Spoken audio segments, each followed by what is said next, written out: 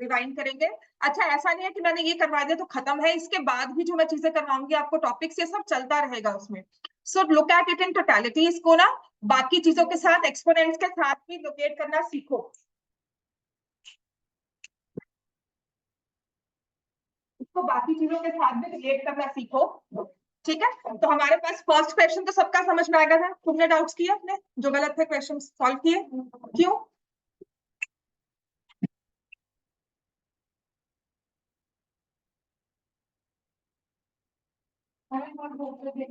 देखता नहीं है ना बेटा, देख के तो कुछ होता नहीं है। डाउट सॉल्व नहीं करोगे ना। देखो, इस टाइम पे ठीक है, अच्छा स्कोर आ गया, 3 नंबर कटे हैं, 2 नंबर कटे हैं, पर जहां पे भी गलती है उस चीज को समझो, उसको पकड़ के रखो, क्योंकि यही चीज फाइनल्स में फिर वो 5, 6, 7 वो आधी आधी मिस्टेक्स जो होती हैं वो बन जाती हैं। आपका सी पार्ट में सबको मुश्किल आ रही थी। देखो, एक तो ये स्क्वायर रूट में पूरा का पूरा नंबर है 1.21 इंटू 0.9 डिवाइडेड बाय 1.1 इंटू 0.11। अगर स्क्वायर रूट को हटा देती हूं मैं, ठीक है, लेट मी सी, आप कर सकते हो इस नंबर को सॉल्व? स्क्वायर रूट देखकर हम कंफ्यूज होते हैं ना, कैसे करोगे इसको? 121/100 ऐसे करोगे, 9/10, और ये जो 1.1 है इसका 10 कहा जाएगा ऊपर, 10/11 हो गया, और ये क्या हो गया, 100/11। बस फर्क क्या है कि ये सब चीजें स्क्वायर रूट में हो रही है, और स्क्वायर रूट का मतलब पता है, square root is an additional symbol जो आपको पढ़ाया जा रहा है। ये नहीं है कि इसने आके बाकी सब चीजों का मतलब चेंज कर दिया। ये एक एडिशनल सिंबल है, एक एडिशनल चीज है जो आपको सिखाई गई। स्क्वायर रूट का मतलब है किसी भी नंबर की पावर हमने क्या की, 1/2। समझ में आ गया? तो मतलब अगर ये विदाउट स्क्वायर रूट होता तो मैं इसको ऐसे सॉल्व कर देती। ठीक है ना, समझ में आ गया? अब वही चीज स्क्वायर रूट में हो रही है। बात क्लियर हो गया? तो ये 100 और 100, मैंने ये तो नहीं कहा ना कि ये जब न्यूमरेटर अपॉन डिनोमिनेटर कैंसिल नहीं हो सकता, स्क्वायर रूट में भी तो हमने कैंसिल किया है, प्लस माइनस के वही रूल सॉल्व किए। अब ये हो जाता है स्क्वायर रूट ऑफ 9 जो कि हो जाएगा 3। समझ में आ गया? और एक ये देखा मत करो, जब मैं सॉल्व कर रही हूँ साथ साथ सॉल्व करो, चाहे सही था चाहे गलत। This is what practice is. जब मैंने सॉल्व किया है आपने भी उसे साथ साथ सॉल्व करना है।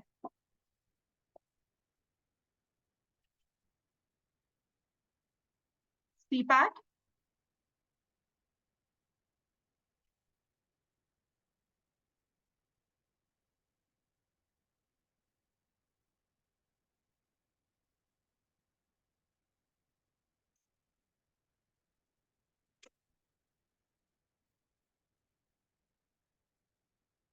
सी पार्ट में था 1.21 स्क्वायर रूट माइनस 0.01 स्क्वायर।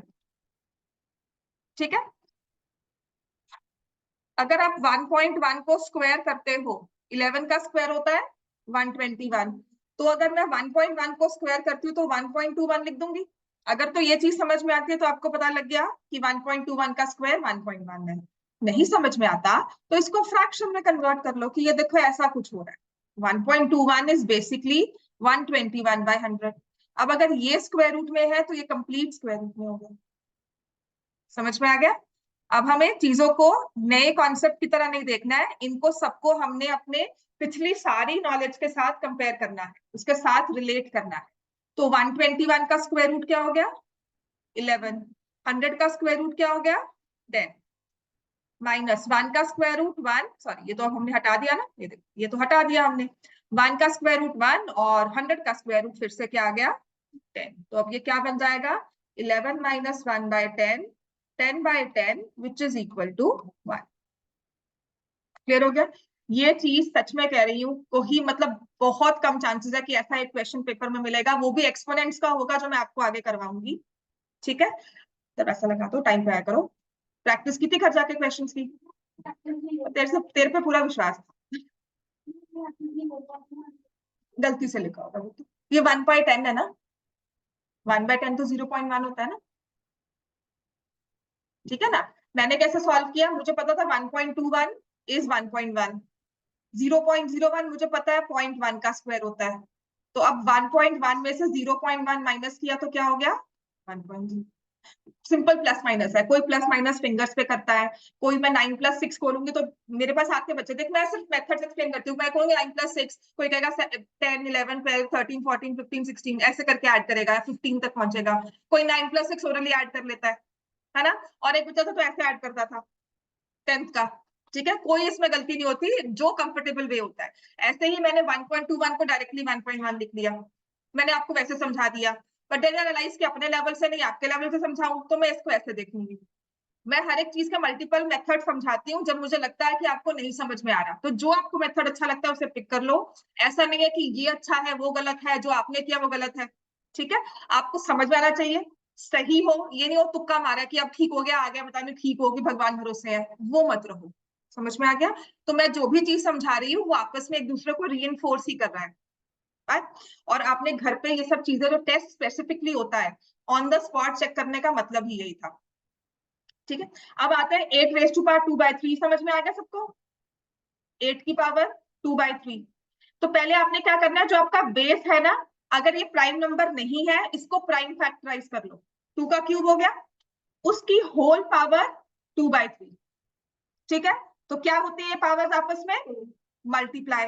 तो 3/1 इंटू 2/3, ये 3 और 3 कैंसिल हो गया, तो 2² आंसर क्या आएगा? अगर ये ठीक था वेल एंड गुड, नहीं था तो इसको ठीक करो। Then I realise F part में सबको प्रॉब्लम थी।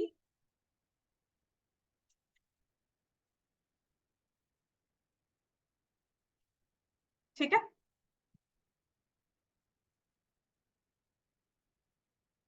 अगर ये लिख लिया है, अब आते हैं एफ पार्ट में। 1/64 का 6th रूट, उसकी पावर -5। ये हो गया ना ई पार्ट तो सबका। अब एफ पार्ट में देखो, पहली बात तो मैंने कहा था ना, किसी भी चीज को इकट्ठा नहीं छेड़ते हैं क्लास में। अगर किसी से मतलब एक ग्रुप होता है ना, पंगा एक से लेते हैं, ये नहीं कि पूरे ग्रुप को जाके छेड़ लो, है ना। वो मूवीज में होता है कि एक सेंटर में बंदा खड़ा है वो सबको मार रहा है। आप रियल लाइफ में कभी नहीं कर सकते, राइट। सो हमेशा जब भी आपने कैलकुलेशंस को हाथ लगाना है, या तो परफेक्ट हो बिल्कुल, कि पता है मुझे मल्टीपल ऑपरेशंस हैंडल करने आता है, कि इसका ये इफेक्ट होगा फिर उससे ये होगा, उसके बाद इसका नेट इफेक्ट भी आ गया। नहीं तो एक एक करके एक चीज पता, राइट।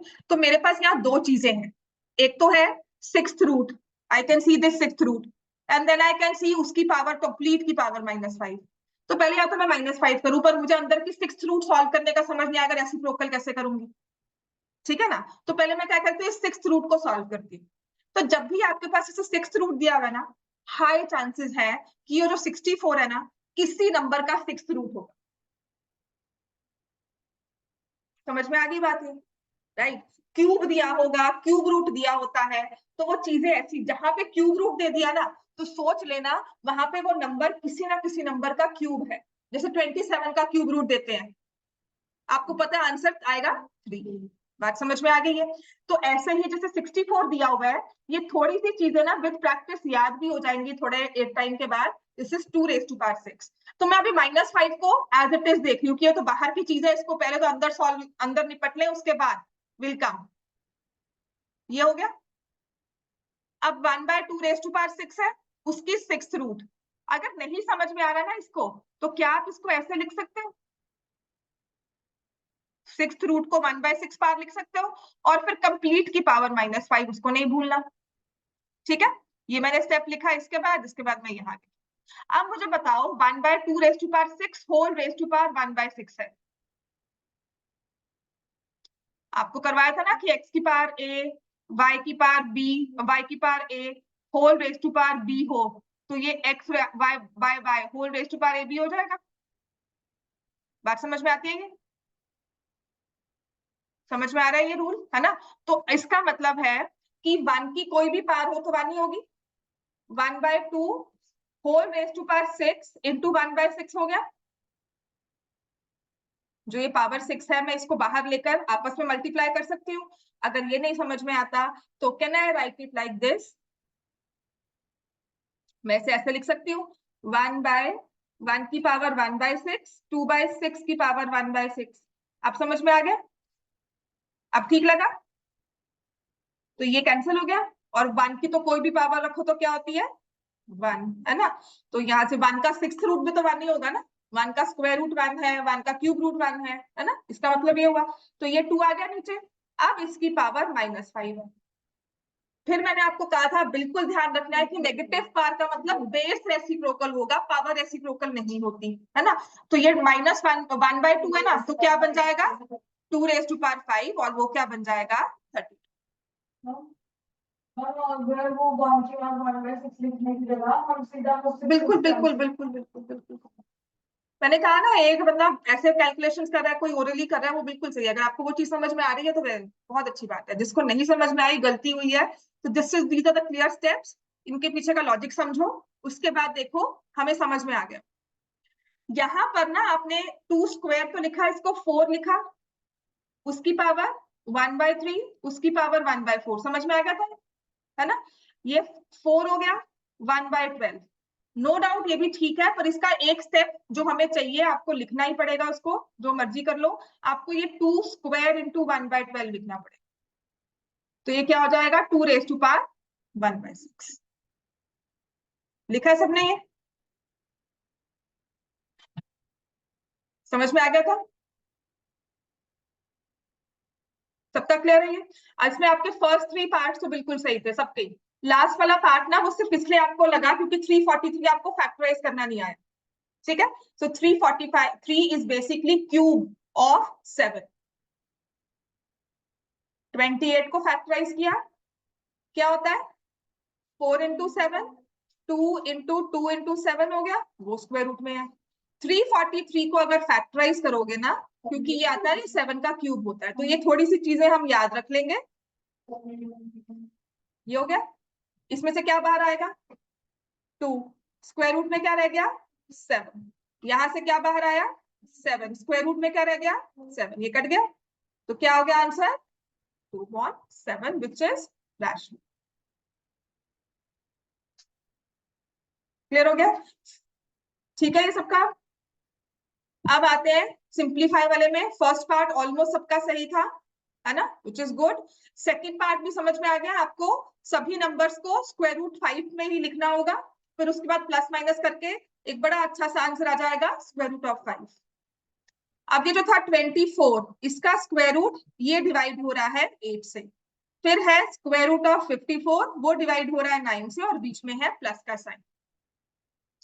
चीजों को जब आपको इन टोटल कुछ समझ नहीं आता ना, तो हमेशा एक टर्म को 1 बाय 1 अप्रोच करना है। तो you approach square root of 24। आपको जब भी पता है कोई नंबर स्क्वायर रूट में होता है, तो मुझे क्या करना चाहिए उसे फैक्टराइज। 24 इज 8 इंटू 3, 8 में 2 3 बार आता है और ये 3 हो गया। सो बेसिकली 24 इज क्या होगा 2√6। तो इस 24 की जगह मैं क्या लिख रही हूँ 2√6। 8 तो कोई स्क्वायर रूट में नहीं था, वो एज इट इज लिखा गया। ऐसे ये बताओ 54 का क्या बनेगा 3√6 डिवाइड बाय 9, क्योंकि 9 कोई स्क्वायर रूट में नहीं है, ठीक है ना। दिख रहा है ना, देखो मैंने यहाँ पर करके फिर उसके बाद पूरा इसे लिखा होगा, अदरवाइज मैं ऐसे लिखती 54/9 ऐसे लिखा होता। समझ में आ गया है ना। फ्रैक्शन करके जब भी आप लिखोगे ना, अगर कंप्लीट फ्रैक्शन है तो आपका ये जो डिनोमिनेटर है ना बाहर नहीं जाएगा, बिकॉज वी डोंट, अगर हम इसे ड्रॉ करते हैं तो मैं ऐसे लिखूंगी इसे, ठीक है, या 54/9 ऐसे। मैंने देखो कैसे लिखा है स्क्वायर रूट ऑफ 54 उसको 9 से डिवाइड किया, राइट। अब हमें एलसीएम लेना चाहिए, कैंसिल होते हैं, इसे कैंसिल कर दिया। अब एलसीएम लिया 4 और 3 का होता है 12, 3√6 प्लस 4√6, तो क्या बन जाएगा 7√6/12। ये एक्सपेक्टेड था आपसे, यही आया भाई, ठीक है।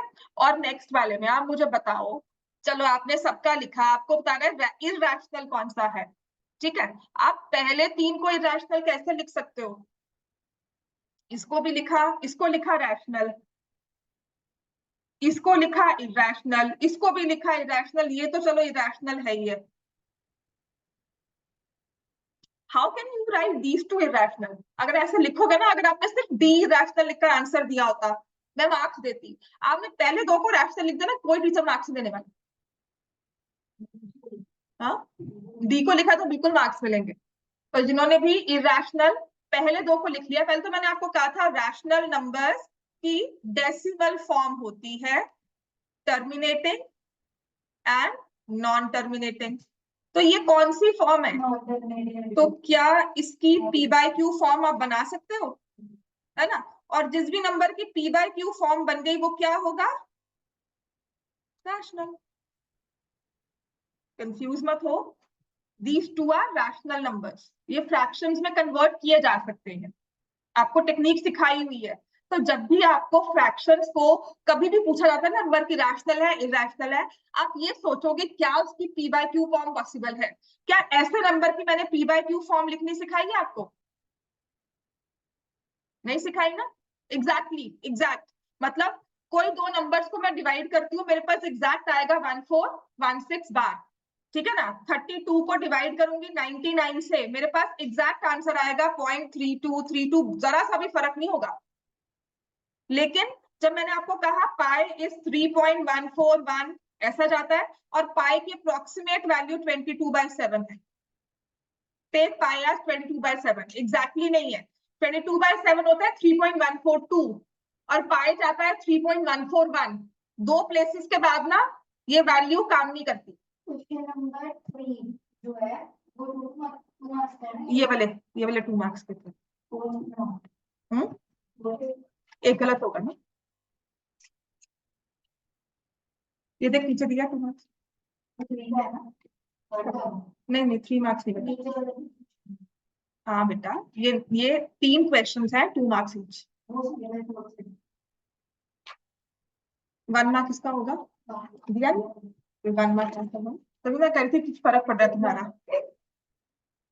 चलो अब इस पे आ जाओ, समझ में आ गई इस चीज का? समझ में आ गया? इस डाउट्स को क्लियर करो। ये आपका नंबर रैशनल है क्योंकि इसकी पी बाय क्यू फॉर्म आपको कैलकुलेट करनी सिखाई। क्लियर हो गया? ठीक है, अब क्लियर हो गया? इतना सबको समझ में आ गया? ठीक है, अब मैं बताती हूँ आपको, हम जो मैं लास्ट क्लास में फ्राइडे को हमने किया था वो था टू रैशनलाइज, ठीक है? और हमने टॉपिक किया था रैशनलाइजिंग फैक्टर। ये बहुत इंपॉर्टेंट चीज है, इसका एक क्वेश्चन 3 मार्क्स का, हमारे 20.5 हो गया ना? देखिए मार्क्स नहीं, तो ऐसे लोग मेरे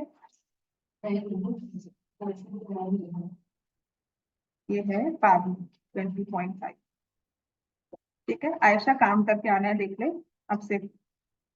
जैसे 14.5 में भी तूने काम नहीं किया हुआ, देखा ही था बस उसको, मूवी है वो देख कर आए हो उसको, है?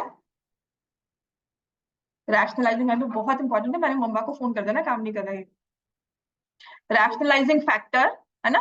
रैशनलाइज करना मतलब क्या है कि कोई इरेशनल नंबर है, उसे किसी से मल्टीप्लाई करके या प्लस माइनस किसी चीज से करके हमें उसे रैशनलाइज करना है, उसे एक रैशनल नंबर बनाना है।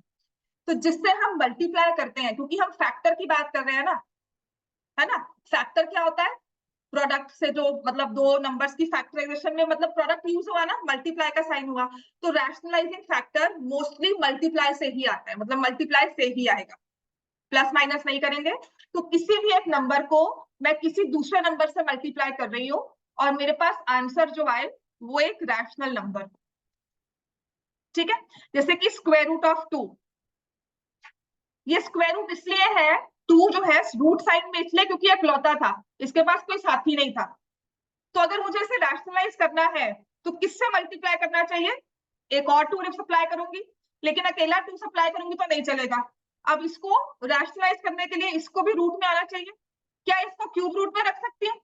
नहीं, है ना? क्योंकि हमारा प्रोडक्ट वाला रूल जो है वो हेल्प नहीं करेगा, मतलब वो प्रोडक्ट बनेगा नहीं। ये 2⁻1/2 है, वो मल्टीप्लाई हो रहा है 2⁻1/3, रैशनल तो बना ही नहीं फिर भी, ठीक है? तो मुझे स्क्वायर रूट साइन में ही लेकर आना है, और जितने इसके पास कम थे उतने इसको भेजने हैं। तो ये मेरे पास क्या बन जाएगा? √2, और ये 2 आ गया इसको मल्टीप्लाई करके, तो इसको मैंने बोल दिया this is the rationalising factor. मान लो नंबर है cube root of 4, cube root of 4, जो अंदर वाला नंबर है इसे फैक्टराइज करो, क्यूब रूट, आयशा देख ध्यान से, फैक्टराइज करोगे तो क्या आएगा? 2 × 2, ठीक है ना? ये क्या बाहर निकल सकता है? क्यूब रूट साइन हट सकता है? बाहर निकलने के लिए इस 2 को कितने और 2 चाहिए, 1, है ना। तो एक और सप्लाई करेंगे, लेकिन उसको किस में जाना चाहिए, कौन सी पैकेजिंग में, क्यूब रूट वाले में। So this becomes the rationalising factor. ये 1 नंबर का क्वेश्चन आता ही है पेपर में, find the rationalising factor of a given number. और ये नहीं दिया जाएगा, कोई भी नंबर दिया जा सकता है आपको, समझ में आ गई। So rationalising factor of cube root of 4 is cube root of 2। लिखो रैशनलाइजिंग, वो जैसे मर्जी कर लो, अगर एमसीक्यू में आएगा तो नहीं सॉल्व करना है, अगर समझ में आता है तो अच्छी बात है, वरना आपको प्राइम फैक्टराइज करना पड़ेगा। तो रफ वर्क अपना शीट पे ही रखना साइड पे, so that the teacher can see cheating नहीं की, मार्क्स नहीं मिलते हैं। अपने रफ वर्क को आगे पीछे मत रखना साइड पे। बिल्कुल है, डीएवी में हुआ था, एक बच्चे ने केस स्टडी की थी, अब मुझे नहीं पता उसने केस स्टडी ऐसी हो रही सॉल्व करके लिख दिया था, बिल्कुल सही था, उसको मैम ने मार्क्स नहीं दिए थे 9th में, कहते आपने चीटिंग की होगी। तो मैंने की नहीं है, मैंने कहा मुझसे कोई झगड़ा कर रहा है, मुझे मतलब आप क्रिप कर रहे हो, आपको वो सॉल्व करना ही होगा, कुछ ना कुछ उसको लिखना ही होगा, ठीक है। अगर वो एमसीक्यू नहीं है, आपकी वो कैलकुलेशन बहुत मैटर करती है, समझ में आ गया। पीछे कर लो, कहीं कैलकुलेशन की हो, टीचर देख लेती है। प्लस आपकी स्कूल टीचर्स को आपके बारे में पता होता है, बोर्ड में नहीं पता होता, तो आपने कोशिश करनी है रफ वर्क ना ऐसे साइड पे करके ना थोड़ी बहुत कैलकुलेशंस वहीं पर जो आप माइंड में कर रहे हो ना, और जो आपको लिखने की जरूरत पड़ रही है वो पेपर के साथ में, so that the teacher can see आपने काम किया हो, आपको फिर मार्क्स मिल जाएंगे। वो चांसेस होते हैं ना, जैसे देख पता क्या है, मैं सच में कहती हूँ, टीचर्स को नंबर देना मतलब उनकी जेब से पैसे जा रहे हैं, सिंपल। उनको बहुत मुश्किल होता है टीचर्स को नंबर देना, उनको लगता है कि पता नहीं क्या उनसे मांग कर लेके जा रहे हैं, राइट। और कुछ टीचर सच में होते हैं, they are very finicky about things, कि ऐसे क्यों नहीं लिखा, वैसे लिखना था, वो करना था। जब बोर्ड्स की बात आती है तो आपका पेपर कहाँ जा रहा है आपको नहीं पता, मुझे पता होगा, जैसे मैंने कहा पापनी मुझे पता, पढ़कर आई होगी घर से, ठीक है ना। So you know about students, जब आपकी क्लास टीचर्स होती है, सब्जेक्ट टीचर्स होती है, they know about the students, किसी को वो लीनियंट होती है, किसी के साथ नहीं होती, राइट। बट आपके बोर्ड में ना सिर्फ रोल नंबर है और वो पेपर है जो बात करेगा, उनको कोई शक्ल नहीं पता होगी, किसी को कुछ नहीं पता होगा, राइट। सो प्रेजेंट ऐसे करना है that your paper is self explanatory enough for the teacher to understand, उसको कन्वीनियंट वे में उसको चेक करने दो पेपर, पेपर अच्छे से लिखा हो, कटिंग्स ना हो, लाइंस लगी हो, क्वेश्चन में डिविजन हो, अच्छे अच्छे से लिखा हो, है ना। तो पेपर चेक करके उसे खुशी मिलेगी, जब खुशी मिलेगी वो नंबर देंगे आराम से कि हाँ आ जाओ आ जाओ। जहां उन्हें ढूंढ ढूंढ के देखना पड़ेगा ये कहाँ लिखा है वो कहाँ लिखा है, सेफ पेपर कैंपेन पेपर्स में मत चलाया करो, ठीक है। बहुत सारी चीजें हैं जहाँ पे आप अपनी एनर्जी या रिसोर्सेज सेव कर सकते हो, पेपर कैंपेन एग्जाम्स में नहीं चलती, मार्क्स लेकर आओ, आपको पढ़ाने के लिए सच में रिसोर्सेज बहुत लगते हैं, है ना। मम्मी पापा के पैसे बहुत लगते हैं, उनकी वर्थ निकालनी है मार्क्स लेकर, हमें वो रिसोर्सेज सेव करो, उनको प्रूव करो वर्थ। पेपर में कंजूसी मत करना कुछ भी, कि जहां कुछ आपको लगता है हल्का सा गलत हो गया पूरा क्वेश्चन कट कर दो, ये नहीं कि मैंने यहाँ पे लिख दिया कि मैं स्क्वायर रूट क्यूब रूट लिख रही हूँ, 4 लिख लिया मैं इसको 3 कर दूंगी, मत करो, मैं ऐसे काट कर दोबारा से लिखूंगी क्यूब रूट ऑफ। बात समझ में आ गई, ठीक है। अब आ जाते हैं, आपको मैं नंबर देती हूँ जो पेपर्स में आया भी हुआ है, लिखो फाइंड द रैशनलाइजिंग फैक्टर। एक दिन और रुक जाना बस, उसके बाद आपको ये वर्कशीट मिल जाएगी, थोड़ी बहुत तो घर पे प्रैक्टिस कर सकते हो। स्क्वायर रूट ऑफ 500, इसका रैशनलाइजिंग फैक्टर निकालना। अब देखो जैसे ये 500 को फैक्टराइज करना है ना। अब कुछ बच्चे इसको इस तरह से फैक्टराइज करेंगे, कुछ इसको लिखेंगे इस तरह से सोचकर लिखेंगे, तो जो भी आप फैक्टराइज कर रहे हो ना, वो यहाँ पर एक बार उसको सॉल्व करके आपने लिखना है। 5, हाँ बिल्कुल, लिखो इसको, रैशनलाइज करो इसको ना, बात आगे पीछे की मत सुना करो, अगर आप थोड़े स्लो ना ऐसा देख सुना मत कर, तो अपना इसको फैक्टराइज करना शुरू कर, दूसरे के आंसर्स के लिए वेट नहीं करना है। तो ये बन गया 10√5, है ना। अब इसको रैशनलाइज करना है, मिनिमम से मिनिमम नंबर से मल्टीप्लाई करना है, तो किससे मल्टीप्लाई करें हम, सो √5 इज द रैशनलाइजिंग फैक्टर, ठीक है। पिछले साल या उससे पिछले साल में ये क्वेश्चन आया था, क्यूब रूट ऑफ 500 का रैशनलाइजिंग फैक्टर एमसीक्यू में था। तो आपको मिनिमम नंबर चाहिए होता है, ये नहीं कि इसको 500 से मल्टीप्लाई कर दो क्यूब रूट, ठीक है ना। इसको फैक्टराइज करो पहले, बस इसको फैक्टराइजेशन फॉर्म में लिख दो ना। ये देखो क्यूब रूट आया। 500 को फैक्टराइज कैसे करोगे? 5 इंटू 10 इंटू 10। तुमने इतना सोच लिया, इसके बाद तुम इसको लिख दो 5 इंटू 2 5 इंटू, ये लिख दिया। ठीक है, इस क्यूब रूट से बाहर क्या आया? 5। और जैसे पता क्या है, तुम्हारा पेपर है बहुत ही ज्यादा ये सब्जेक्टिव है ना, तो ओरली काम मत कर। गलती देख तेरे पेपर में दिख गई ओरली काम करके, ठीक है ना। उससे क्या होता है, तुम तुक्का भी मारते हो, तुम उसको ठीक ना, तुम्हारे माइंड में वो रजिस्टर नहीं होता जब तक लिखोगे। क्या होगा इसका रैशनलाइजिंग फैक्टर? किससे मल्टीप्लाई करोगे? क्यूब रूट में तो जाना ही चाहिए, लेकिन ये अकेला 2 है, तो कितने 2 और सप्लाई करने हैं इसको? 2। तो 2 मल्टीप्लाई बाय 2 सप्लाई होगा, this is the rationalising factor. क्या बन जाएगा? क्यूब रूट ऑफ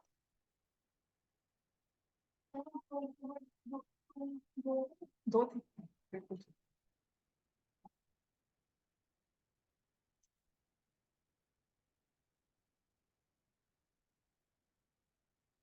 इसको मल्टीप्लाई करना है सिंगल 2 से, ठीक हो गया इतना?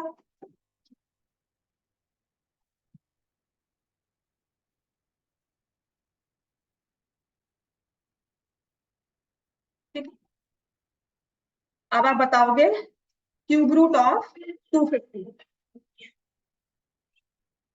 एक ये क्वेश्चन करना है। हाँ जी, हाँ जी, हाँ जी।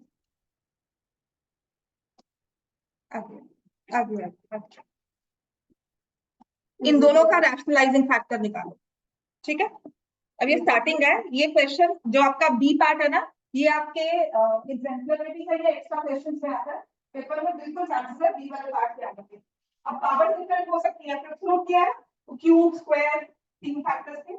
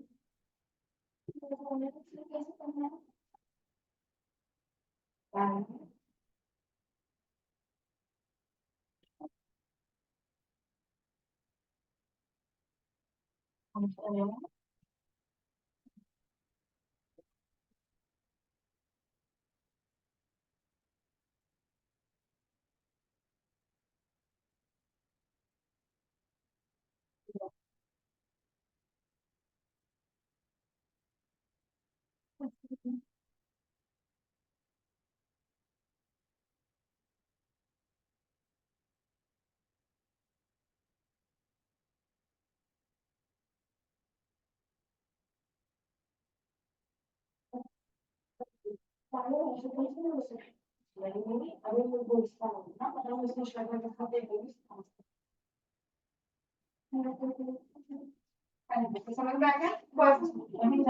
Second part ABCR prime number, second part में ना ABCR प्राइम नंबर्स अब होगा। चलो ABCR प्राइम नंबर्स, ठीक है, ये जरूरी है। अच्छा इसने क्या किया, क्या आएगा? क्यूब रूट ऑफ 4 आ रहा है ना सबका? This is the rationalising factor. ABC prime है, रूट कौन सी है? फिफ्थ। ए को कौन सी पावर मिली हुई है? 2। इसको अगर फिफ्थ रूट से बाहर आना है तो कितने और ए चाहिए होंगे? तो किसकी पावर, ए की पावर क्या होनी चाहिए?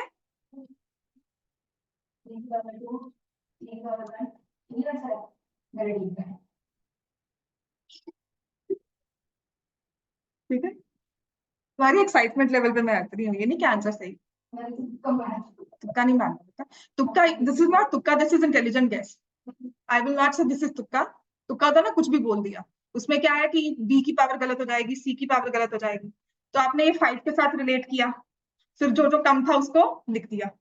बात समझ में आ गई है ना? लॉजिक क्या है देख, ए स्क्वायर का मतलब क्या है, ए इंटू ए।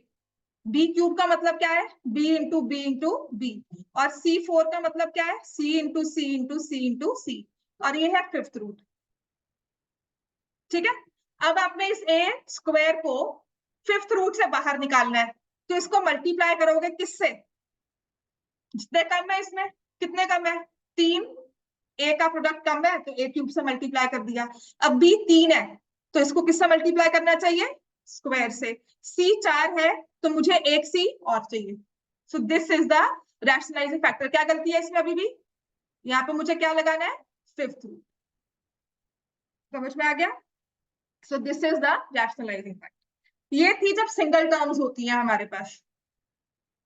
ठीक है ना, एक सिंगल मोनोमियल टर्म है, सिंगल टर्म है, मैंने उसका रैशनलाइजिंग फैक्टर निकाला और उसको मल्टीप्लाई किया हमने, उस नंबर को मल्टीप्लाई कर रहे हैं, राइट। जैसे कि ये मैंने लिया ए स्क्वायर। मैं आपको ये समझाने की कोशिश कर रही हूँ कि अगर मेरे पास था 5th रूट में a square b cube c raise to power 4, तो मैंने उसको मल्टीप्लाई किया a cube b square c raise to power 1 से, और मेरे पास आ जाएगा A B C, which is I से अ रैशनल नंबर। बात समझ में आई? ये मुझे गिवन नंबर था, ये था रैशनलाइजिंग फैक्टर, इसको मल्टीप्लाई करके मेरे पास आ गया रैशनल नंबर। बात क्लियर हो गया? तो जो हमने बात की वो थी हमारी सिंगल टर्म्स, सिंगल टर्म थी, मोनोमियल टर्म्स थी, उसमें हमने देखा how to find the rationalising factor. अब आती है जब हमारे पास बाइनोमियल टर्म होती है। पहले उससे पहले एक बार देखोगे, अगर आपके पास ऐसा नंबर हो 1/4 √3, इसका रैशनलाइजिंग फैक्टर बता, 1/4 √3। देखो स्क्वायर रूट में कौन सा नंबर है, ये तो बेटा बाहर ही है, स्क्वायर रूट में कौन सा है, ठीक है। तो अगर मैंने √3 से मल्टीप्लाई किया, ठीक है, नहीं तो ये हमें क्या करना चाहिए, इसे मल्टीप्लाई करना है, तो जहां पे स्क्वायर रूट वाला नंबर है उससे करेंगे, तो ये हो जाएगा 1/√3। मैंने कहा था √3 ऊपर नहीं आएगा, इट विल बी 1/√3। हाँ मुझे पता है, आपने सही बोला, समझ में आया। √3 आपका डिनोमिनेटर में है, ठीक है, तो आपको जब रैशनलाइजिंग फैक्टर से मल्टीप्लाई करना है, it should be in the denominator, 1/√3 से ही करो, सो दैट ये कंबाइन होकर 3 बन जाए, 1/12 हो जाए। समझ में आ गया? ये है रैशनलाइजिंग फैक्टर।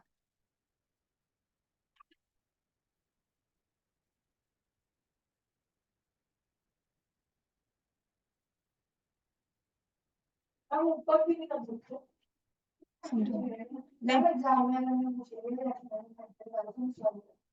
सॉल्व करके तो जैसे इसका तो ऑलरेडी लिख सकते हो ना 1/√3, वो समझ में आ जाएगा, उतना पता लग जाता है। नहीं नहीं, सिंपल ये बताना नहीं, ठीक है। इस टर्म को रैशनलाइज करने के लिए √3 से मल्टीप्लाई करना है, बट क्योंकि √3 से मल्टीप्लाई जो मुझे करना है, it should be in the denominator, तो that's why I will take 1/√3 as the rationalising factor. ठीक है, अब आते हैं जब हमारे पास वो बाइनोमियल। फॉर एग्जाम्पल मान लो मेरे पास है √3 प्लस √,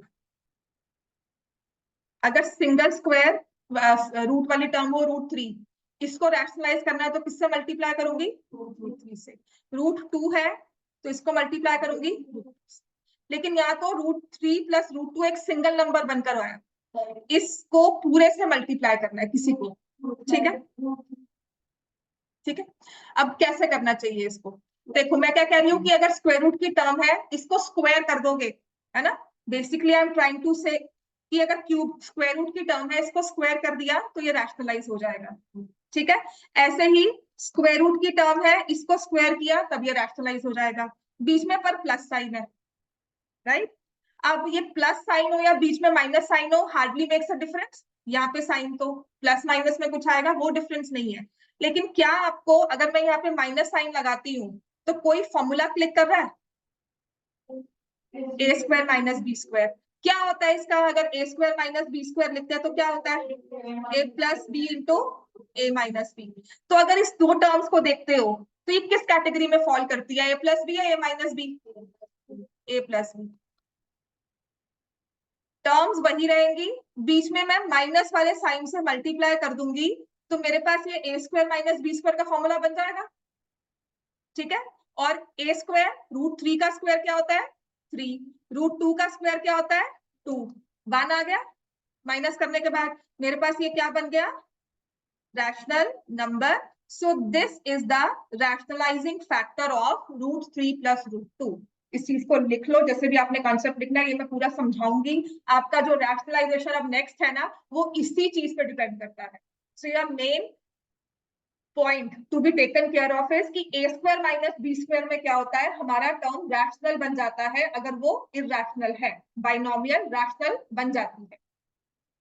क्लियर हो गया इतना? चाहे ए प्लस बी की फॉर्म में हो, उसको ए माइनस बी से मल्टीप्लाई कर दिया। अगर ए माइनस बी होता, अब उसे ए प्लस बी से मल्टीप्लाई कर देते। दो टर्म्स को हमने, उनके जो वैल्यूज थी उनको हमने चेंज नहीं किया, इन बिटवीन का साइन चेंज किया है, just to make it a square minus B square. Clear हुई बात? ये इतना सबको क्लियर है? ठीक है। अगर मान लो, लिख लिया सबने ये? अब ऐसे ही मान लो अगर हमारे पास नंबर होता, रैशनलाइजिंग फैक्टर निकालना है √5 माइनस स्क्वायर रूट ऑफ 3 का, तो किससे मल्टीप्लाई करोगे इसको? √5 प्लस √3 से, क्योंकि तब ये क्या बन जाएगा? √5 का स्क्वायर माइनस √3 का स्क्वायर। इरैशनल नंबर्स भी वो सारे रूल्स फॉलो करते हैं जो आपने अब तक पढ़े होंगे, प्लस माइनस के, वो सबके। ठीक है। सो √5 माइनस √3, इनको हमने 5 और 3 को माइनस नहीं करना है। मैंने आपको कहा था कि स्क्वायर रूट का नंबर √5 मैंने अगर बोला, तुम्हारे दिमाग में क्या वैल्यू आती है? जैसे अगर मान लो मैं स्क्वायर रूट ऑफ 25 बोलती हूँ, तो आपके दिमाग में एक नंबर आना चाहिए ना, 5। आप इसको समझ गए हो, मैं कह रही स्क्वायर रूट ऑफ 25 मेरे पास है, आपको हो गया अच्छा आपके पास 5 पेन्स है, 5 टॉफीज है, या एक स्क्वायर की साइड 5 है, 5 सेंटीमीटर है। आप उसको स्केल में एक नंबर विजुलाइज कर सकते हो। समझ में आ गया? अगर मैं आपको नंबर देती हूँ स्क्वायर रूट ऑफ 26, अब तुम्हें कौन सा नंबर विजुलाइज होता है? 5 से थोड़ा सा बड़ा, 5.1 में भी। सो स्क्वायर रूट ऑफ 26 को अगर मैंने नंबर लाइन पे विजुलाइज किया, it will be 5.1। So square root of 3 is not 3। इसका मतलब वो कोई ऐसी वैल्यू है जो स्क्वायर रूट ऑफ 3 को रिप्रेजेंट करती है, कोई ऐसा नंबर जिसे हमने सॉल्व करके दिखाया था 1.732। अप्रोक्सीमेटली आपको नंबर लाइन में दिख गया कि 2 से कम है, 1.5 से ज्यादा है, 1.7 से बड़ा है, 1.75 से छोटा है। समझ में आ गई बात? ये तो अगर मैं आपको बोल रही हूँ स्क्वायर रूट ऑफ 102, क्या होगा ये? अप्रोक्सीमेट आप बताओगे? 100 से बड़ा है ना, 100 के स्क्वायर से बड़ा हो गया, 100 जो है 10 के स्क्वायर से बड़ा हो गया, तो ये कुछ 10 पॉइंट में आएगा। तो नंबर लाइन में मेरे पास एक नंबर आ गया ना, मैं स्केल आपको देती हूँ, सेंटीमीटर वाला स्केल दूंगी या 30 वाला, तो आप बताओगे ना मैं कितना लूंगा, 10 तक आ जाएगा, एक आपको वैल्यू विजुलाइज होगी। समझ में आ गया? सो हम ये स्क्वायर रूट 5 जो देख रहे हैं ना, ये 5 साथ इसका कोई रिलेशन नहीं है, ये कुछ एक वैल्यू है जिसको हमने सर्च करना है। तो अगर मैंने स्क्वायर रूट 5 लिखा है, स्क्वायर रूट 3 लिखा है, this is not equal to square root of 2। समझ में आ गया? इस चीज को हमने नहीं सोचना है ऐसे। क्लियर हो गया बेटा? चलो एक और चीज बताते हैं। आप बताओ रैशनलाइजिंग फैक्टर ऑफ 2√2 प्लस 3√3, इसको किससे मल्टीप्लाई करोगे? समझ में आ गया ना? कोई चेंज नहीं करना, ये चाहे नंबर बाहर हो, है ना। अब स्क्वायर करना है तो इस पूरे को स्क्वायर करना पड़ेगा, है ना। क्यूब रूट को भी, 3√3 को भी पूरा स्क्वायर करना पड़ेगा, तो मुझे मल्टीप्लाई करना है 2√3, 3√3 और बीच में माइनस का साइन। समझ में आ गया? अच्छा 2√2 का स्क्वायर क्या होता है? करो सॉल्व। सॉल्व करो, जिसको नहीं आया, जिसको आ गया ठीक है, जिनको नहीं समझ में आया 2√2 को मल्टीप्लाई करो 2√2 से, this is what I want. किसी को बहुत जल्दी समझ में आता है विच इज फाइन, लेकिन जिसको नहीं समझ में आया ब्लैंक मत रहा करो, अपना पेन चलाया करो, ठीक है। 2 इंटू 2 क्या हुआ 4, √2 इंटू √2 क्या हुआ 2, 4 2 सा क्या बन गया 8। ऐसे ही 3√3 का स्क्वायर करोगे तो क्या आएगा 9 इंटू 3 क्या हो जाएगा 27, बीच में आ गया minus sign, and this is a rational number. Solve नहीं करना, अभी सिर्फ रैशनलाइजिंग फैक्टर पर रखना। मैं आपको ये करवा रही हूँ कि सॉल्व करने के बाद हमेशा रैशनल नंबर बनता है, चाहे कर लो which is the rational number. 8 minus 27 plus I'm focusing on your calculations minus 19.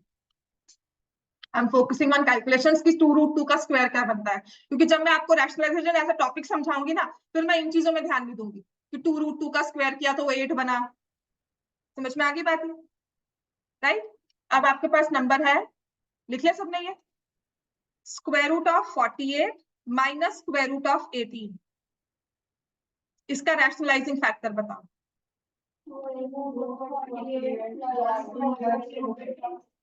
समझ में आ गया ना, तो ये क्या बन जाएगा नंबर मल्टीप्लाई करने के बाद 48 minus 18 30 which is a rational number, hence this is the rationalizing fact।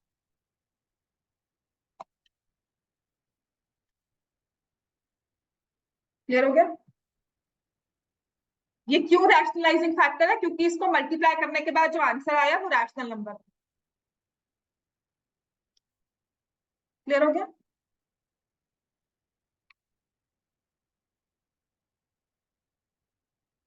ठीक है।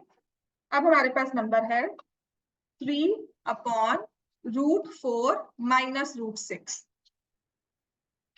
इसका बताओ रैशनलाइजिंग फैक्टर क्या है। 3/√4 प्लस, अच्छा जो √3 है, क्या इसको जरूरत है रैशनलाइजिंग फैक्टर रैशनलाइज होने की, वो तो खुद ही रैशनल है, तो 3 को हम क्यों ले रहे हैं 1। This is the rationalising factor. समझ में आ गया, क्योंकि ये टर्म जो इरैशनल वाली टर्म थी it was in the denominator, तो इसको मल्टीप्लाई भी हमने करना है इन द डिनोमिनेटर।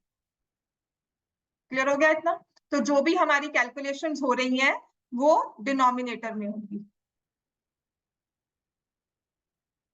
क्लियर हो गया, इसको सॉल्व करने के बाद ये 3/4 माइनस 6 हो गया, तो 3/-2 हो गया, तो which is a rational number, hence this is a rationalising factor.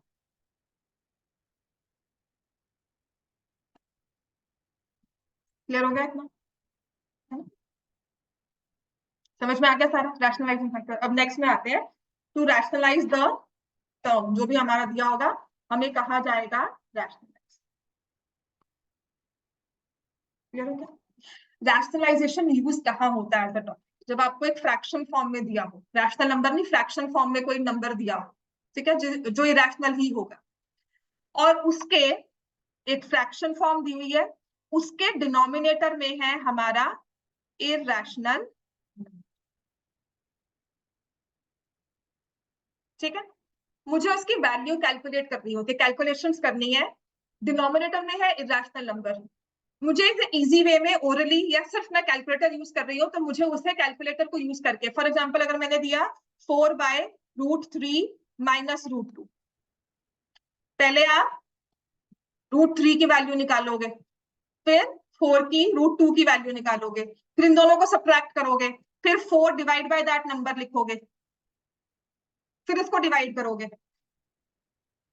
समझ में आ गया, काम थोड़ा लंबा हो गया, डिवाइड करो डिवीजन वाले नंबर से, 1.732 1.4148 दिस विल बी 2, ये आ जाएगा 0.218, 4 को 0.218 से डिवाइड करो, काम बढ़ता जा रहा है ना, ऊपर लिखोगे 4000/218, इजी काम तो नहीं है, बड़ा सा नंबर आ गया ना फ्रैक्शन का, मुझे इन्हें इजिली सॉल्व करना होता है। रैशनलाइजेशन यूज कहाँ होती है, जहां पे denominator basically is a irrational number, मुझे उसे रैशनल करना है डिनोमिनेटर को, so that I can simplify it easily, मैं उसकी वैल्यू को अप्रोक्सीमेट इजीली कर सकूं। तो आपका जो क्वेश्चन होगा ना, वो होगा रैशनलाइज द डिनोमिनेटर। समझ में आ गया? जो ये रैशनलाइजिंग फैक्टर सीखा है हमने, उसको यूज करना है to rationalise the denominator of a given fraction. Clear हो गया इतना? ठीक है, समझ में आ गई बात है? फॉर एग्जाम्पल मैं सिंपल से यूज करती हूँ, सिंपल सा हमारा टर्म है 1/√3 माइनस √2। रैशनलाइजिंग फैक्टर क्या होगा? √3 प्लस √2। अगर मैं इनको मल्टीप्लाई करती हूँ, देखो मैंने यहां पर इसको सॉल्व किया, √3 कितना होता है? 1.732। √2 क्या होता है? 1.414। अप्रोक्सीमेट ले रही हूँ, अभी हमने इसको किया था 0.218 होता है ना? आपने जब इसको 1 इससे मल्टीप्लाई किया, ऊपर 1 ही लिखोगे, नीचे क्या आ जाएगा? 3 माइनस 2, ये क्या बन गया? 1/1 विच इज 1। जब मैंने इसे मल्टीप्लाई किया इसके फैक्टर से, ये नंबर बन गया 1, यहाँ तो नहीं 1 बन रहा है ना? इसका मतलब जब मुझे रैशनलाइज करना होता है ना, एक ऐसे नंबर से मल्टीप्लाई करना है जिससे उस क्वेश्चन का बेसिक वैल्यू चेंज ना हो, जो ये वैल्यू है वो चेंज ना हो। मैं चाहे 1.1 को डिवाइड करूं 0.218 से, या फिर मैं उसे रैशनलाइजिंग फैक्टर से मल्टीप्लाई करूं, तब भी आंसर सेम आए। मतलब मैं किसी, फॉर एग्जांपल अगर 2 नंबर दिया हुआ है, इसे किससे मल्टीप्लाई करूं कि आंसर 2 ही आए? 1। हमेशा मल्टीप्लिकेटिव आइडेंटिटी से ही मल्टीप्लाई करके सेम आता है ना, इनवर्स नहीं कहते, रेसिप्रोकल नहीं है उसका। बात क्लियर आ गई? तो अगर मैं 2 को 1 से मल्टीप्लाई करती हूँ तो वो 2 आएगा। किसी भी नंबर को 4/3 को मैंने 1 से मल्टीप्लाई किया, तब भी वो 4/3 ही रहेगा। तो मुझे अपनी कैलकुलेशंस को आसान करना है, ये थोड़ी वैल्यू चेंज कर दूं। मुझे कहा जा रहा है 1000/218, मैं कह रही हूँ एग्जैक्टली 1 है। इसका मतलब जब मुझे रैशनलाइज करना है तो मल्टीप्लाई करना है कैसे नंबर से जो उसकी वैल्यू को चेंज ना करे, इस बेसिक फ्रैक्शन की। तो मुझे इससे 1 से मल्टीप्लाई करना है। अब मुझे पता है रैशनलाइजिंग फैक्टर तो ये है, और वो भी रहेगा डिनोमिनेटर में। तो इस चीज को 1 कैसे बनाऊंगी? अगर एक नंबर में नीचे, फ्रैक्शन में नीचे 4 है, तो ऊपर अगर मैं 4 रख दूं तो 4/4 1 है। तो बेसिकली मैं इस फ्रैक्शन को किससे मल्टीप्लाई कर रही हूँ? 1 से। तो जब हम रैशनलाइज करते हैं तो हम जो नंबर रखते हैं इन द डिनोमिनेटर, उसी सेम नंबर को हम रख देंगे इन द न्यूमरेटर, और वो हमारा नंबर हो जाएगा रैशनलाइज, और मल्टीप्लाई होगा 1 से। तो अगर आप इसको सॉल्व करोगे या इसको सॉल्व करोगे, वैल्यू सेम आएगी। ठीक है? तो जब आपको कहा जाएगा रैशनलाइज द डिनोमिनेटर, तो आपने क्या लिखना है? 1/√3 माइनस √2, मल्टीप्लाई करोगे √3 प्लस √2 अपॉन √3 प्लस √2। क्या हो जाएगा? √3 प्लस √2 अपॉन, ये आ जाएगा √3 का स्क्वायर माइनस √2 का स्क्वायर। ये हो गया √3 plus √2 upon 3 minus 2 which is 1। अब सीरियसली, चाहे इस फ्रैक्शन को सॉल्व करो, चाहे इन दोनों को ऐड कर लो, आपका आंसर मतलब 2-3 प्लेसेस तक बिल्कुल सेम आए। ये है रैशनलाइज करना, ताकि हम इसकी वैल्यू को अप्रोक्सीमेटली इजीली कैलकुलेट कर सकें। लिखो, पहले इसको लिखो, मैं सब समझाती हूँ, पहले लिख लो इस चीज को। बहुत चलेगा, 1-2 क्लासेस अब यही चलेगा, इसको लिखो। और मैं आपको वही सिखाऊंगी। अगर मैं इनको अब अप्रोक्सीमेट 1 को डिवाइड करूंगी 0.218 से, ठीक है? मैं ओपन करती हूँ कैलकुलेटर, ये तो मेरी भी नहीं अच्छी है ना। 1 डिवाइडेड बाय 0.218, ये आ गया। ठीक है, प्रोवाइडेड मैंने ये कैलकुलेशन सीखी हो। अब आप 1.732 ले रहे हो प्लस 1.414 ले रहे हो, तो 3 आ गया। ऐसे कैसे हो गया? ये मैंने ठीक मल्टीप्लाई किया, माइनस किया,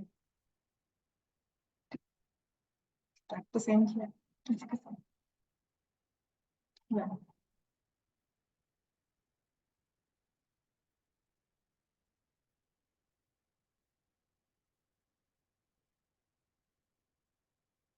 क्योंकि एक्चुअल हुआ है हमने जब ना इसको कैलकुलेशन, नहीं इसमें 3 आएगा ना, मैंने कहा ना कुछ ना कुछ गड़बड़ है। ये दिस इज 318 नॉट 218। समझ में आ गया? बात समझ में आई? मेरी कैलकुलेशन गलत थी, ठीक है। तो 1 डिवाइडेड बाय 0.318 आ गया ना 3। और ये देखो ये भी क्या बनता है, इन दोनों को ऐड किया। बात समझ में आई आपको? रैशनलाइजिंग नहीं हुआ बेटा, रैशनल नहीं हुआ, हमने अप्रोक्सीमेटली किया है, उसको रैशनल बनाया, उसकी वैल्यू को अप्रोक्सीमेट किया। मान लो आपको एक स्क्वायर प्लॉट दिया हो, उसका एरिया आपको दिया हो, आप उसका साइड निकालते हो तो उसको स्क्वायर रूट करोगे, नंबर आता है 4√3। तो कुछ ना कुछ तो एक वैल्यू लेकर आओगे ना कि साइड कितनी है, ठीक है ना। 4√3 मतलब आप 4 को मल्टीप्लाई करो 1.732। एग्जैक्ट तो आप नहीं निकाल रहे हो, आप आसपास तो निकालो, कितनी तो है ही है। समझ में आ गया? बात क्लियर होगी बेटा, है ना, मैं वो कह रही हूँ, राइट। तो इसीलिए हम इन नंबर्स को रैशनलाइज, इनको हम अप्रोक्सीमेट करने के लिए ना, कि ओरली कैलकुलेशन, जब हर बार तो मैं नहीं बैठूंगी ना कि मैं इसको लेकर बैठ गई जी, ये देख 3.146 आ रहा है, और देखो यहाँ पे क्या आया था आंसर 3.14। समझ में आ गया? हाँ हाँ, अब मैं रैशनलाइजिंग फैक्टर नहीं निकाल रही हूँ, तभी मैंने आपको कहा था, अब मैं क्या कर रही हूँ, उसे रैशनलाइज कर रही हूँ। मैं कह रही हूँ रैशनलाइज द डिनोमिनेटर, ताकि मैं उसकी वैल्यू को इजी कर सकूं। अब मुझे बताओ, मैंने 1.318 को मैंने किया है कैलकुलेटर से, और इस चीज को मैंने किया है यहाँ पर लिखकर ओरली। कौन सी चीज आसान है हमारे लिए? फर्स्ट मेथड ये या ये वाला? कैलकुलेटर ना दिया हो तो कौन सा प्रेफर करोगे? सेकंड। आपको इसको डिवाइड करना हो, आ जाओ, मैं करूंगी, इसको करो भी, ऐसे तो करना ही नहीं है। हाँ, दिमाग में गुस्सा आता है ना, या ऐसा डिवाइड करना पड़ेगा, एक बार तो रेजिस्टेंस होती है दिमाग में कि इतनी कैलकुलेशंस। बट अगर मुझे ये मेथड प्रेफर करना है और ये करना है, तो which one I choose? Second one. That is why we rationalise. ये चीज खत्म नहीं हुई है, ये पूरे 2 दिन आराम से चलेगा, और ये बहुत इंपॉर्टेंट टॉपिक है, 3 मार्क का क्वेश्चन आपके पेपर में आएगा ही आएगा। समझ में आ गया? नेक्स्ट क्वेश्चन लिखो, ठीक है ना। रैशनलाइजिंग फैक्टर नहीं कर रहे हो, you are rationalising the denominator. तो कल आपको ये कहा जाए ना, इसको √3 प्लस √2, तो इसको मत रैशनलाइज करने बैठ जाना, ठीक है।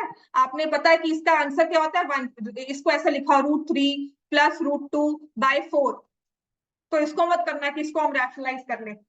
ये तो पता है √3 क्या होता है 1.732, √2 क्या होता है 1.414 अप्रोक्सीमेटली। अब इनके सम को डिवाइड बाय 4 करना तो आसान है ना, फिर भी इजी है। किसी नंबर को 4 से डिवाइड करना आसान है, 218 से डिवाइड करना तो बहुत ही मुश्किल हो जाता है। बात क्लियर हुई? तो हम हमेशा रैशनलाइज करते हैं डिनोमिनेटर को, ताकि हमारी कैलकुलेशंस आसान हो जाए। क्लियर हो गया? तो अगर मैं आपको देती हूँ, नंबर है 16 अपॉन स्क्वायर रूट ऑफ 41, यहाँ पे आएगा स्क्वायर रूट ऑफ 41 माइनस 5। तो इसको रैशनलाइज करने के लिए किससे मल्टीप्लाई करोगे? पहले तो इसका रैशनलाइजिंग फैक्टर बताओगे। यहाँ पर क्या आएगा नंबर, √41 प्लस 1 नहीं बेटा, पर a² माइनस b² तो करना है ना। तो अगर मैं इसको 1 लिखूंगी तो ये same to same a² minus b² apply नहीं हो पाएगा, है ना। तो उसके लिए मुझे यहाँ पर भी क्या रखना होगा, ठीक हो गया। अब क्योंकि मल्टीप्लाई करना था 1 से, तो जो रखा है डिनोमिनेटर में उसी नंबर को किसमें रखना चाहिए, न्यूमरेटर में। क्लियर हो गया, है ना। अब आ जाएगा 16 into square root of 41 plus 5। अब क्योंकि ये बाइनोमियल टर्म थी, ये 16 दोनों से मल्टीप्लाई होना चाहिए। समझ में आ गया? 16 दोनों से मल्टीप्लाई होना चाहिए, और नीचे क्या आ जाएगा, √41 का स्क्वायर कितना होता है 41, और -5 का स्क्वायर, √41 का स्क्वायर माइनस 5 का स्क्वायर, 5 का स्क्वायर क्या होता है 25। समझ में आ गया? 16 इंटू स्क्वायर रूट ऑफ 41, 5 अलग से था, प्लस 5, इसको ब्रैकेट्स में लिखना है। 41 माइनस 25 कितना होता है 16। ये 16 और ये 16 कैंसिल हो गया, तो मेरे पास एक अच्छा सा आंसर बनकर आ गया 41 + 5। आप इसको सॉल्व करो या आप इसको सॉल्व करो, आपकी एग्जैक्ट वैल्यू आएगी, दोनों सेम वैल्यूज देंगे। तो सॉल्व करना आसान कौन सा है, √41 तो निकालना ही पड़ेगा। अब उसमें -5 करोगे, फिर 16 को उससे डिवाइड करोगे। ठीक है, अगर इस कैलकुलेटर में मेरे पास, मैंने कंसीडर किया,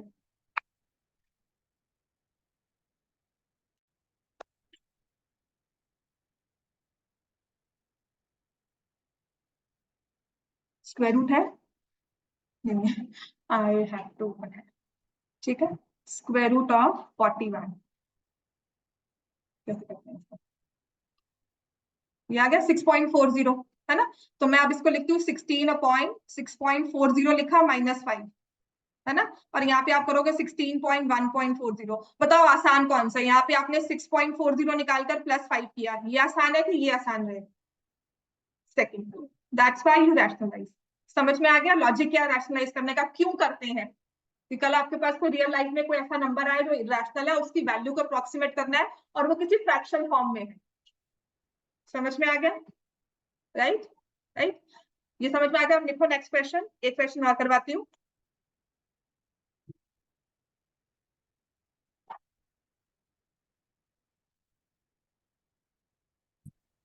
one upon 5 + square root of 2,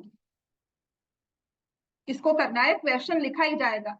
देखो अभी तो मैं बार बार लिख रही हूँ रैशनलाइज द डिनोमिनेटर, वरना कहा जाता है रैशनलाइज, क्योंकि हम मान लेते हैं कि पता ही है रैशनलाइज किसको करना है और कैसे करना है।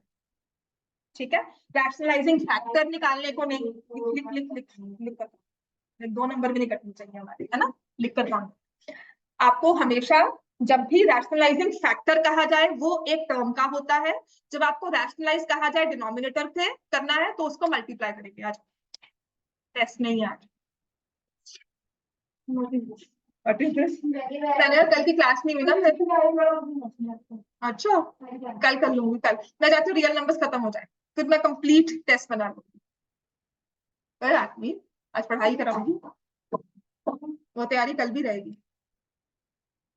हाँ नहीं करना, हो जाएगा, जीरो कम है, सहज टेस्ट नहीं है आज। मैं बहुत सोच रही थी, मैंने जब भी टेस्ट बनाने भी लगी ना, उसमें भी 2-3 चीजें हैं ना जो रह गई, फिर मैंने कहा चलो लेट्स, कंप्लीट टेस्ट बन नहीं रहा था। इसको अब हमने करना है तो क्या करेंगे, हाँ मैं क्लास लूंगी, आपको रियल नंबर्स आके ना वर्कशीट कंप्लीट करवाऊंगी। समझ में आ गई है, 5 - √2, 5 - √2, मल्टीप्लाई डिवाइड कर दिया। क्यों कर रहे हैं मल्टीप्लाई डिवाइड, क्योंकि हमें 1 से मल्टीप्लाई करके फ्रैक्शन की वैल्यू को चेंज नहीं करना है, जो हमारे पास ओरिजिनल नंबर दिया हुआ है ना उसकी वैल्यू को चेंज नहीं करना है। तो ये बन जाएगा 5 - √2 और नीचे क्या आएगा 25। हाँ मैं इसको ऐसे लिख देती हूँ, अभी काम आएगा ये भी तुम्हारे, 24। यार जल्दी जल्दी कैलकुलेशन नहीं करनी, क्या होगा, अच्छा अच्छा, तो ये आ जाएगा 1 नहीं बनेगा, 25 - 2, 5√2/23। तो अब आपके पास अगर साइंटिफिक कैलकुलेटर नहीं होगा, आप एक स्टेप में इस कैलकुलेशंस को कर सकते हो। √2 निकालोगे, कैलकुलेटर लोगे ना अपने फोन वाला, चाहे जिससे जो मर्जी ले लो, जो नॉर्मल होता है, साइंटिफिक नहीं होता। तो आप क्या करोगे, √2 की वैल्यू निकालोगे, जैसे ये वाला है ना। तो मैं इसमें क्या करती हूँ, √2 की वैल्यू निकाली, 2 स्क्वायर रूट, फिर मैंने उसको किया मल्टीप्लाई 5 से, कितना आंसर आ गया ये। अब डिवाइड करूंगी, कुछ लिखना नहीं पड़ा, मेरे पास कैलकुलेटर था of course, square root of 2 निकालने के लिए, 5 से मल्टीप्लाई करने के लिए, मैंने फिर भी 5 - √2 हुआ ना, 25 - 2 24। अच्छा सॉरी, बिल्कुल, तो ये आ गया 5 - 3। ठीक है, तो अब हमारी कैलकुलेशंस क्या हो जाएंगी, मैं लिखूंगी 2 का स्क्वायर रूट, माइनस करूंगी 5, साइन को न्यूट्रलाइज कर दूंगी, अच्छा इक्वल टू ये हो गया, और डिवाइड करूंगी 23। क्लियर हो गया इतना, बात समझ में आ गई है। ठीक है, क्वेश्चन लिखो, होमवर्क के लिए क्वेश्चन लिखो, रैशनलाइज। वही होता है बेटा, वही होता है। ये होता मैं छोड़ दे इसको, खत्म कर दे।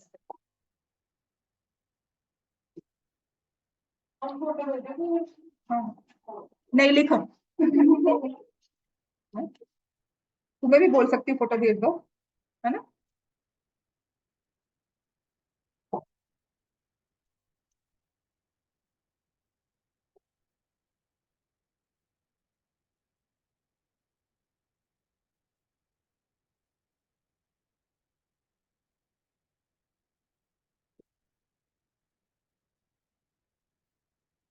सारे क्वेश्चन करके आने हैं, प्लस जो मैं आज क्लास में करवाया वो भी करके आने हैं। अपना काम सीख लो, कोई बहुत है। ठीक है, so this will be, let me से,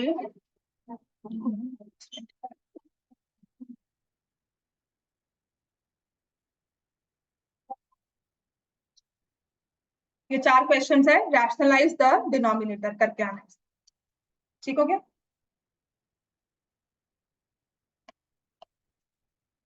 जाओ, ये टॉपिक पढ़ के आना, कल की क्लास ऐसी होगी। ठीक है, यही सारा आगे, अब इसके आगे थोड़ी एडवांस स्टेज पे पहुंच जाएंगे। बहुत पढ़े, पूछो इनसे। हाँ ये नहीं होता, ये एंड तक नहीं होता, मतलब कुछ भी करवा लो कुछ ना कुछ रह जाता है, फिर मैं तभी कॉन्सेप्ट पे चल रही हूँ ताकि कुछ रह ना जाए। ठीक है,